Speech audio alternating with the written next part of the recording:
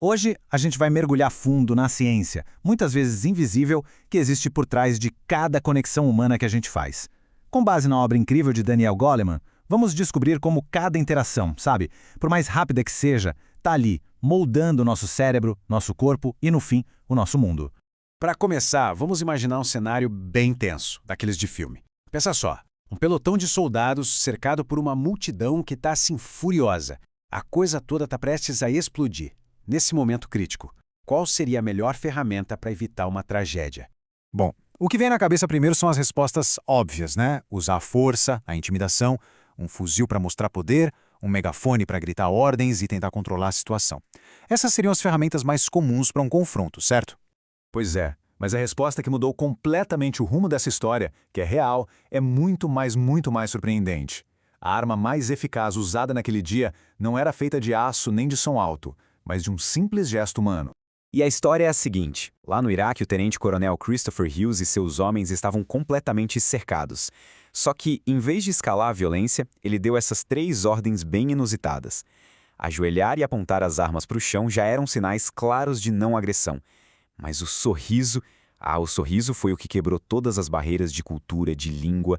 No instante, a raiva da multidão simplesmente se desfez, e muitos começaram a sorrir de volta.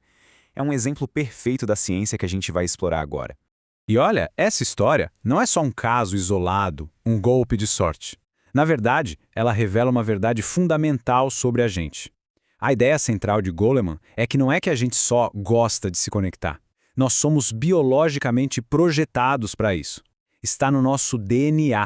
Essa citação aqui é a chave de tudo. Não é uma questão de preferência ou de ser extrovertido ou introvertido. A nossa própria arquitetura neural nos empurra para buscar essa conexão. Cada conversa, cada troca de olhar cria uma espécie de ponte neural invisível entre as pessoas. Tá, mas como é que essa conexão funciona na prática?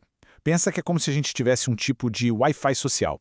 Nossos cérebros estão o tempo todo mandando e recebendo sinais emocionais que afetam não só o nosso humor, mas a nossa biologia mesmo, e na maioria das vezes a gente nem se dá conta disso. O cérebro processa essas informações sociais por 2 caminhos principais. Tem a via lenta, que é o nosso pensamento racional, consciente, aquele que a gente pondera. Mas o que é realmente fascinante é a via rápida. Ela é extremamente veloz, totalmente emocional e opera bem abaixo do nosso radar da consciência. É por isso que a gente tem aqueles pressentimentos, sabe? Aquelas reações instantâneas a outras pessoas antes mesmo da gente conseguir pensar sobre o porquê. Isso é algo que todo mundo já viveu, né? Aquele reflexo instantâneo de sorrir de volta para um estranho. Isso é a via rápida em ação. É um exemplo perfeito do que a gente chama de contágio emocional. Um mecanismo que funciona por causa de um tipo muito especial de célula cerebral. E aqui entram eles, os neurônios espelho.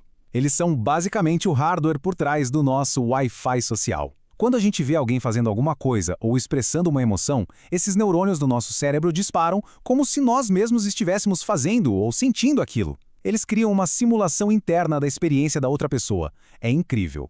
E esse ponto aqui, ele muda tudo. A nossa principal forma de entender os outros não é intelectual, é visceral. Primeiro a gente sente o que o outro sente e só depois, talvez, a gente para pensar sobre isso. A empatia começa como um eco dentro do nosso próprio sistema nervoso. Beleza. Agora que a gente já entendeu como a coisa funciona por baixo dos panos, como é que a gente cria, de forma ativa, uma conexão forte e positiva? Aquilo que os pesquisadores chamam de sintonia. Acontece que existe quase uma receita para isso. São 3 ingredientes que não podem faltar. Primeiro, atenção total e mútua. As 2 pessoas estão ali 100% presentes uma para a outra. Segundo, um sentimento positivo que é compartilhado, sabe? Uma corrente de afeto. E terceiro, que talvez seja o mais sutil de todos, a sincronia não verbal. Sincronia é essa dança inconsciente que rola quando 2 pessoas estão realmente conectadas.